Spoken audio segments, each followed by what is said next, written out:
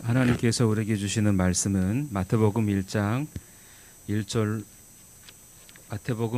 18절로 25절까지의 말씀입니다. 다 같이 일어나셔서 하나님 말씀 우리 교대로 봉독하겠습니다. 예수 그리스도의 나심은 이러하니라. 그의 어머니 마리아가 요셉과 약혼하고 동거하기 전에 성령으로 잉태된 것이 나타났더니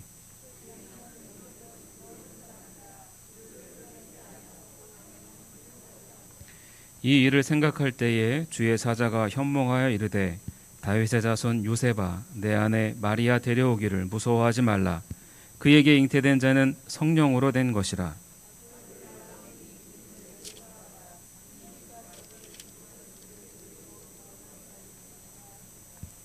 이 모든 일이 된 것은 주께서 선지자로 하신 말씀을 이루려 하심이니 이르시되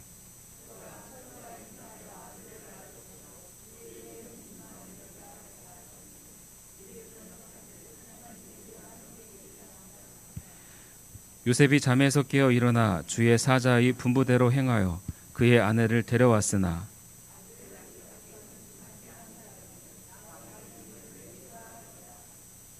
아멘. 영화에는 주연 배우와 그리고 조연 배우가 등장합니다. 주연 배우는 잘 아시듯이 영화의 주인공이고 조연 배우는 주인공의 이야기의 배경이 되는 인물들을 가리킵니다. 영화에서 주인공이 중요하지만 조연 배우들이 없으면 주인공의 존재는 무의미할 수밖에 없죠. 조연들이 있기 때문에 이 주인공이 존재할 수 있는 것 아닙니까? 연기를 잘하는 조연들로 영화를 만들면 이 어떤 영화를 만들든 결과가 참 좋은 걸 보게 됩니다. 그래서 요즘 영화는 감독들이 주연급, 그러니까 주인공에게 주는 출연료를 지급하는 조연 배우들을 섭외해서 영화를 만들곤 하는데, 그래서 요즘 세계적으로 인정받는 한국 영화들이 계속 끊이지 않고 나오는 것 같습니다. 그만큼 이 조연 배우들의 역할이 중요하다는 것을 알 수 있습니다. 성탄절의 주인공은 예수 그리스도이십니다. 그것은 변함없는 진리입니다. 그리고 우리는 그분을 나타내는 조연 배우들입니다. 여러분 이 사실을 인정하십니까? 우리가 어떻게 살아가느냐에 따라서 그분을 감출 수도 있고 또 그분을 드러낼 수도 있습니다. 우리가 주인공이 되어 살아가면 예수님은 가려지겠지만 우리가 조연으로 살아가면 예수님은 드러납니다. 어떻게 살아가야 예수님을 나타내는 그러한 삶을 살 수 있는지를 이 본문은 우리에게 말씀해 주고 있습니다. 예수님의 탄생에서 중요한 역할을 한 사람을 꼽는다고 한다면 단연코 마리아라 할 수 있겠죠. 마리아는 예수님의 육신의 어머니이기 때문에 중요하게 생각하는데 육신의 아버지, 좀 더 정확한 표현을 빌리자면 육신의 양아버지인 요셉은 별로 이렇게 중요하게 여겨지지 않고 있습니다. 근데 예수님이 탄생하기까지 육신의 어머니 마리아의 역할 못지않게 중요한 역할을 이 요셉이 하였는데요. 그래서 성경을 이 요셉을 가리켜서 뭐라고 얘기하고 있냐면 의로운 사람이라고 그렇게 말하고 있습니다. 요셉은 예수님만을 드러내기 위해 조연으로서 그 역할을 하였기 때문에 성경에서 그를 가리켜서 의로운 사람이라고 말하고 있는 것이죠. 그렇다면 어떤 삶을 살아야만 예수님을 주인공으로 드러내어서 의로운 자라, 우리 또한 그렇게 칭함을 받아야 할진데 어떻게 살아야 의로운 사람이라 칭함을 받을 수 있을까요?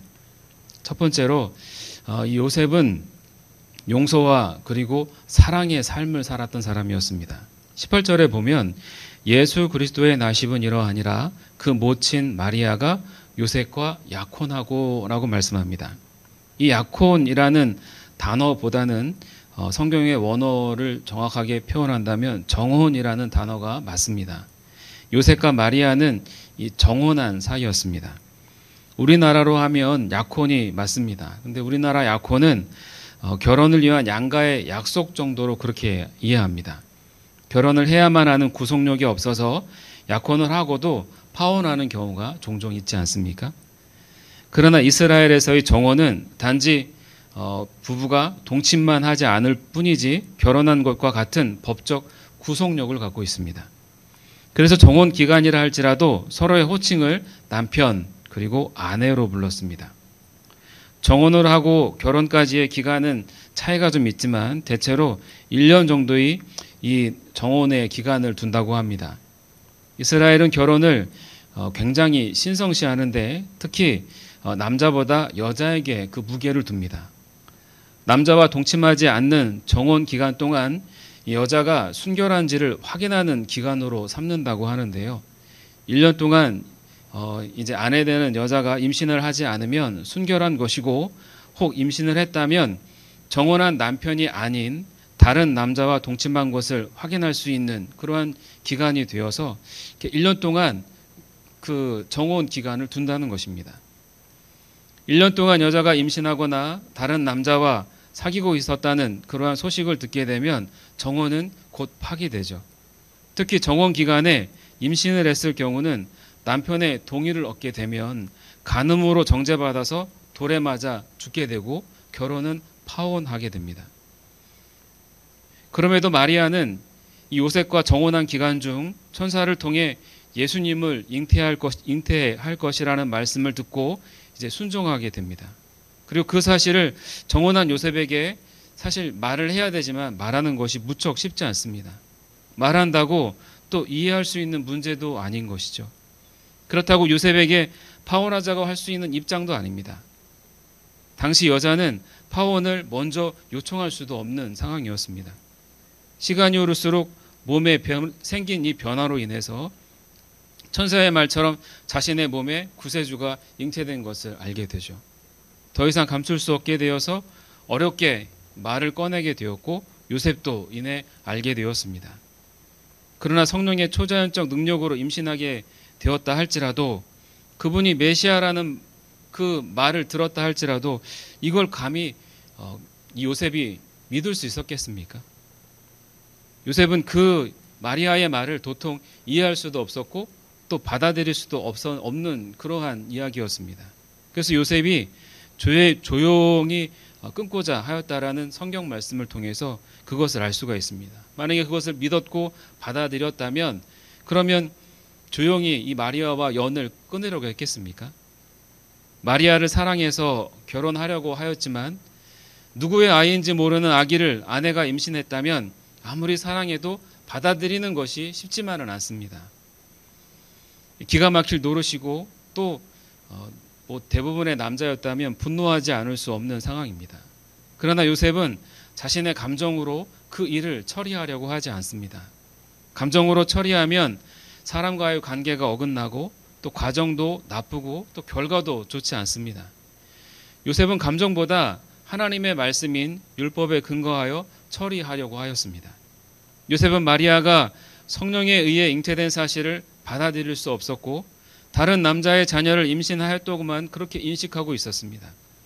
남의 아이를 임신했다면 그건 곧 아내 되는 사람이 간음한 것이고 간음한 여인을 아내로 맞아들이는 것은 곧 자신도 간음하게 된다라는 그 말씀이 있었기 때문에 그는 그것이 하나님의 뜻이 아니라고 생각했던 것이죠. 그렇다고 해서 간음하였다고 마리아를 법정에 세워 돌에 맞아 죽게 할 수는 없었습니다. 그녀가 비록 누구의 아이인지 모르는 아이를 임신했다 할지라도 이 요셉은 이 마리아를 무척이나 사랑했습니다. 요셉은 우선 하나님의 말씀을 기준으로 판단했고 자신보다 마리아 입장에서 생각하였습니다. 마리아가 자신의 아내가 되지 못해도 그녀를 사랑했기 때문에 그녀가 행복하기를 원했던 것이죠. 그래서 결정한 것이 조용히 연을 끊는 것이었습니다. 당시 정혼 기간은 결혼과 같았기 때문에 헤어지려면 이혼을 해야만 합니다. 당시 여자는 남편의 소유물로 취급되던 때였기 때문에 이혼은 아내에게는 권한이 없고 오직 남편에게만 있었습니다. 남편이 이혼증서를 써주면 이혼이 성립이 됩니다. 요셉은 마리아와 결혼하기 위해서 이 결혼 지참금까지 처가해 준 상황이었습니다. 그래야 정혼이 가능하거든요. 결혼 지참금은 여자에게는 이 보험과도 같은 것이었습니다. 여자의 아버지는 이 지참금을 맡아 두었다가 남편이 사위가 갑자기 죽거나 또 이혼을 당하였을 때 이제 그 지참금을 주어서 여자 없이 살아갈 방법이 당시에는 없었으니 그 돈으로 생활할 수 있도록 하였던 것이죠. 그 금액은 적지 않은 그런 금액이었습니다. 마리아가 가늠하였다고 하면 그 돈을 다 돌려받을 수 있습니다. 그런데 이혼 증서를 써주면 그 돈을 돌려받을 수 없습니다. 여러 가지로 요셉에게 지금 상당히 불리한 상황이었지만 요셉은 자신의 입장에서 결정하지 않았고 마리아 입장에서 그녀가 행복할 수 있도록 이혼 증서를 써주고 잉태케 한 누군가에게 그냥 조용히 보내주려고 하였던 것이죠. 여러분, 요셉의 이 사랑하는 마음을 아실 수 있으시겠습니까? 마리아를 사랑해도 보통 사랑한 남자가 아니었던 것이죠. 요셉은 율법으로 마리아에게 심판의 칼을 휘두른 것이 아니라 율법의 핵심이었던 사랑과 용서로 그 문제를 해결하려고 하였습니다. 그것이 바로 요셉이 의로운 자라고 성경이 말씀하고 있는 배경이 되기도 한 것이죠. 우리는 일반적으로 내 생각으로 판단하고 그리고 행동하지 않습니까? 그래서 문제가 잘 해결되기보다 더 크고 그리고 꼬이는 경우를 종종 만나곤 합니다. 내 생각의 판단이라는 것은 그처럼 어리석습니다. 내 생각으로 내 삶을 결정한다는 것은 이 모험을 하는 것과 다름없습니다. 그러므로 우리는 하나님의 말씀으로 판단해야 하고 율법의 핵심인 사랑과 용서가 우리의 삶의 주 행동이어야 합니다. 그럴 때 어떤 문제라 할지라도 가장 좋은 결과가 나타날 수 있고 또 우리의 그와 같은 삶의 모습을 통해서 예수 그리스도가 증거되고 나타내는 삶을 살아낼 수 있는 것이죠. 저 여러분 모두가 이 말씀의 핵심인 성경의 핵심인 사랑과 용서의 삶을 살아내므로 말미암아 이 예수 그리스도를 나타내고 드러내는 복 있는 삶을 살아가시기를 바랍니다. 두 번째로 이 요셉이 의로운 사라 칭함을 받았던 것이 그에게는 순종이 있었기 때문입니다. 요셉은 마리아가 잉태한 사실을 알고 조용히 끊고자 했다고 말씀드렸습니다. 성령으로 잉태된 분은 구원자 예수님이라는 것을 들었지만 그것은 그의 상식 밖의 이야기였습니다. 남자 없이 여자 혼자 자녀를 잉태한다는 것은 도저히 이해할 수 없는 일이기 때문이죠. 아무리 성령으로 잉태되었다라는 그러한 말을 마리아에게 직접 들었어도 이 납득이 되질 않습니다. 그가 할 수 있는 최선은 이 파혼뿐인 것이죠. 이혼 증서를 써줘서 자녀를 잉태하게 했던 그 남자에게, 모르는 남자에게 보내는 것, 그것이 요셉이 할 수 있는 최선이었습니다. 그런 상황에서 요셉은 이 두 가지의 순종을 했는데요. 첫 번째는 율법에 순종했습니다. 그녀와 잠자리를 같이 하지 않았는데 자녀를 잉태했다는 것은 다른 남자가 있다는 것으로밖에는 받아들일 수 없습니다. 아무리 마리아가 아니라고 해도 율법상 임신한 마리아를 아내로 맞이할 수는 없었습니다. 그녀를 너무 사랑했어도 율법을 어기면서까지 결혼할 수 없었던 것이죠. 요셉에게 있어서 우선순위는 주님의 말씀이었고 마리아를 사랑했어도 사람이 우선이 될 수는 없었습니다. 그것이 요셉이 하나님의 말씀에 순종하는 사람이었음을 알 수 있습니다. 둘째로 이 요셉은 주님의 사자가 나타나서 그에게 말씀을 전했을 때 그 말씀에 순종하는 모습을 보여줍니다. 주의 사자가 그의 꿈속에 나타나서 마리아의 말이 맞다며 그녀가 성령의 초자연적인 역사로 메시아를 잉태하게 된 것이니 마리아 데려오기를 무서워하지 말라라고 이야기합니다. 요셉은 마리아와의 청혼을 파혼하려고 하였습니다. 그러나 그렇게 하는 것만이 최선은 아니라는 것을 그는 그의 마음 가운데 알고 있었죠. 그래서 마리아를 데려오려는 그러한 마음도 아마 있었을 겁니다. 마리아가 잉태한 자녀가 자신의 자녀가 아니더라도 자신의 자식처럼 그런 키우라는 생각도 갖고 있었습니다.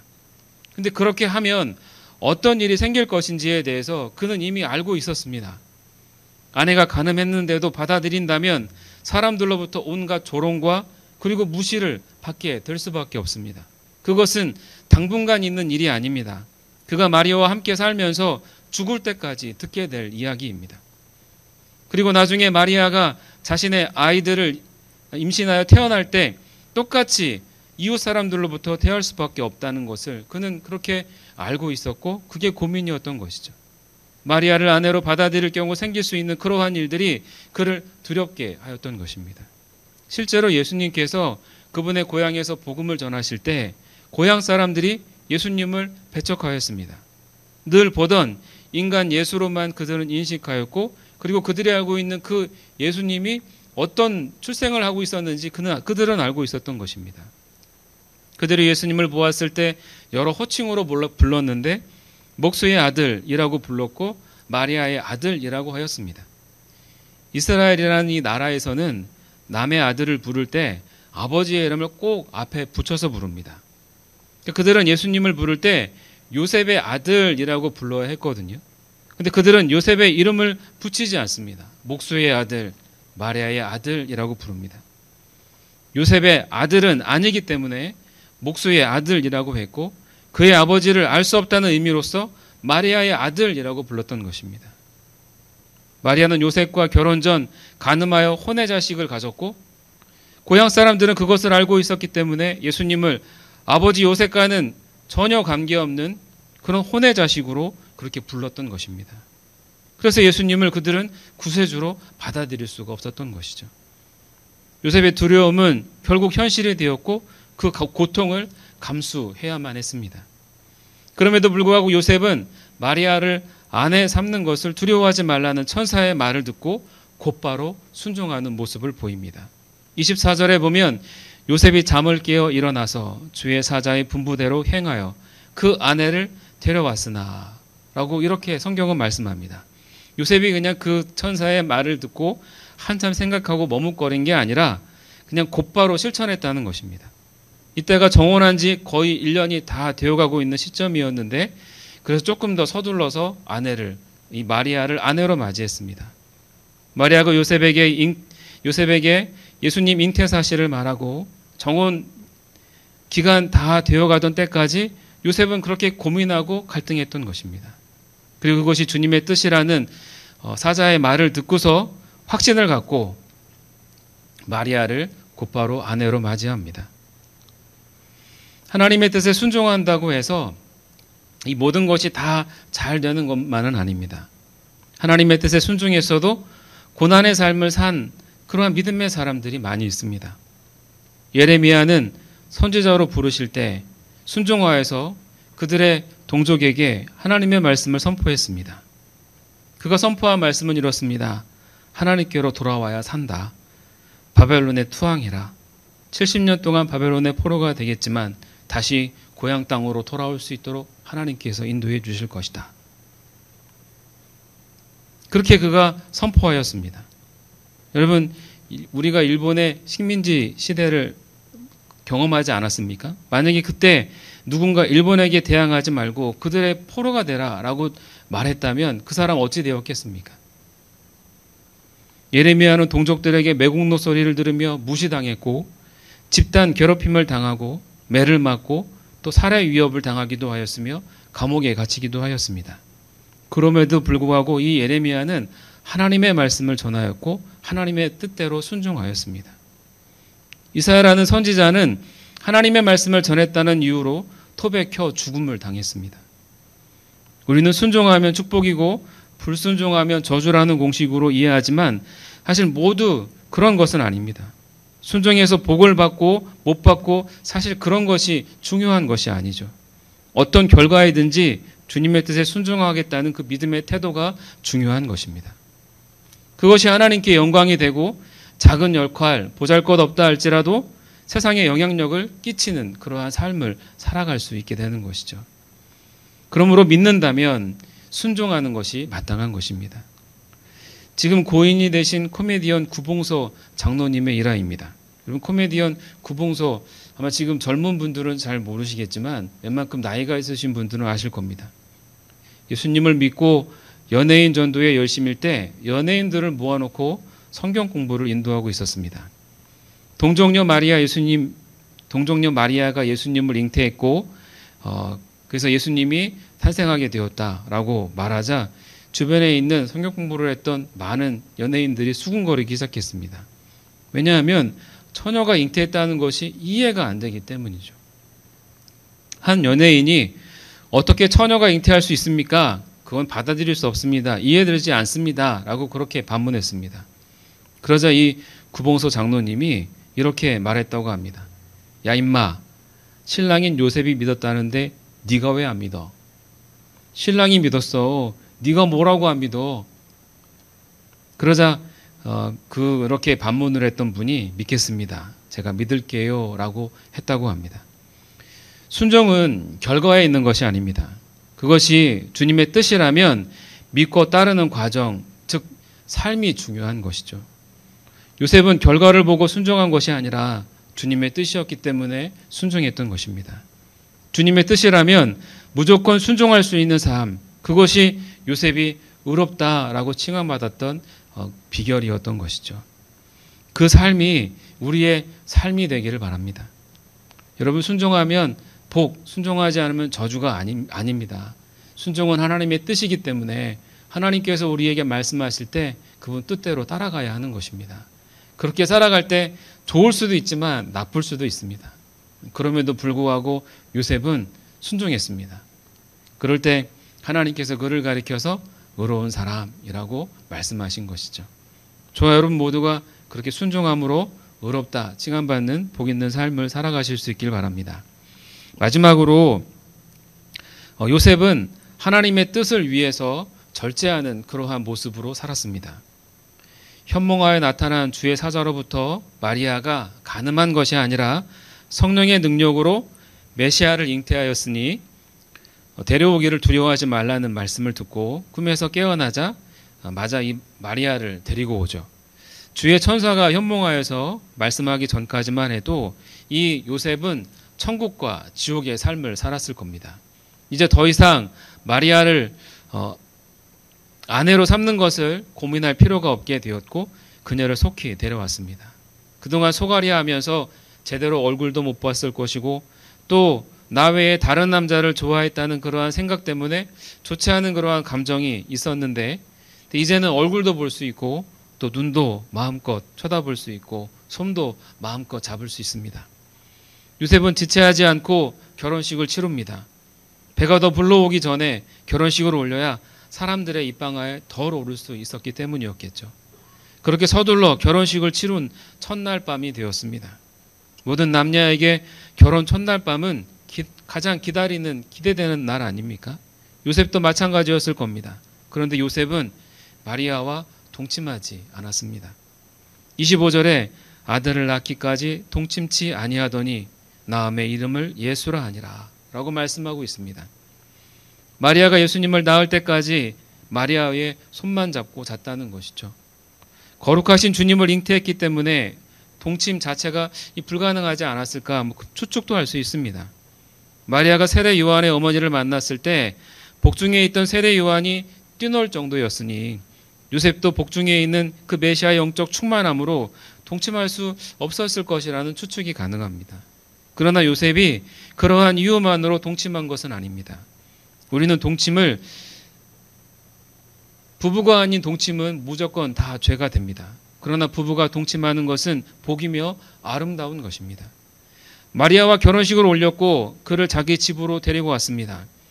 마리아와 동침한다고 해서 요셉이 잘못했다고 누구도 얘기할 수 없습니다. 주의 천사가 동침하지 말라고 말씀한 것도 아닙니다. 그럼에도 불구하고 요셉이 예수님을 잉태한 마리아와 동침하지 않은 것은 마리아가 구세주를 낳을 때까지 그는 절제했던 것이죠. 왜냐하면 그것이 마리아를 통해 이루어지려는 하나님의 뜻이었기 때문입니다. 주님의 뜻을 이루기 위해서 이 요셉은 기꺼이 자신의 육신의 욕망을 절제했던 것입니다. 절제는 무엇을 하고 싶지만 또 할 수도 있지만 참을 수 있도록 자기를 조절하는 능력을 말합니다. 사람은 하나님께서 주신 자유의지라는 것이 있습니다. 자유의지가 있다는 것은 뭐든지 마음대로 하라고 주어진 것이 아닙니다. 뭐든지 마음대로 할 수 있다면 좋겠지만 그렇다고 행복할 것 같지만 실상 그렇지 않습니다. 뭐든지 다 할 수 있다고 행복한 것이 아닙니다. 절제할 때 행복할 수 있습니다. 그것이 자유의지를 주신 이유입니다. 하나님의 뜻을 이루는데 제일 큰 걸림돌이 무엇이냐면 바로 우리의 욕망입니다. 인간의 욕망은 하나님의 뜻에 반대로 작용하게 되어져 있습니다. 인간의 욕망은 죄성에서 비롯된 것인데요. 그래서 이 욕망을 절제하지 않으면 하나님의 뜻을 이루는데 걸림돌이 됩니다. 성경에 등장하는 수많은 믿음의 사람들은 하나님의 뜻을 이루기 위해서 자신들의 욕망을 절제하였습니다. 그리고 그 뜻을 이루는데 근사하고 훌륭하게 쓰임받았습니다. 창세기에 등장하는 요셉은 보디발의 종이 되어서 가정 총무로 그 역할을 감당하고 있었을 때 보디발의 아내가 유혹을 하였습니다. 한 번만 유혹한 것이 아니라 지속적으로 유혹하였습니다. 하지만 요셉은 하나님께 범죄할 수 없다며 이 보디발의 아내의 유혹을 끝까지 뿌리칩니다. 요셉의 나이 28 청춘이었을 때였습니다. 유혹을 뿌리치기 쉽지 않은 때였지만 절제하여 이겨냈고 주님의 뜻이었던 결국 애굽의 총리의 자리에 오르게 되었습니다. 그러나 사사기에 나오는 삼손은 욕망을 절제하지 못했습니다. 그는 하나님께서 주신 힘으로 자기를 좋을 대로 행하였고 나실임에도 불구하고 이방 여인과 놀아났으며 장녀와 사귀다가 두 눈을 잃고 블레셋 신전에 깔려 죽었습니다. 예수님의 12제자 중 가룟 유다는 물질의 욕망을 이기지 못하여서 예수님을 은 20개 받고 팔아넘겼습니다. 삼손이나 가룟 유다 모두가 욕망을 절제했다면 더 큰 주님의 뜻을 이루는데 귀하고 값지게 쓰임받았을 것입니다. 그들은 욕망대로 살았고 결국 주님의 뜻을 이루지 못했습니다. 인간의 욕망이 절제되지 않으면 이처럼 주님의 뜻을 이루는데 방해가 되는 것입니다. 욕망을 그렇다면 절제하려면 어떻게 해야 할까요? 욕망보다 더 큰 것으로 우리의 마음이 채워지면 능히 절제할 수 있습니다. 욕망보다 더 큰 것이 그렇다면 무엇일까요? 그것은 바로 예수 그리스도이십니다. 사도 바울은 궁핍하고 풍부에 처하는 일체의 비결을 배웠다고 빌립보서에서 말씀하고 있습니다.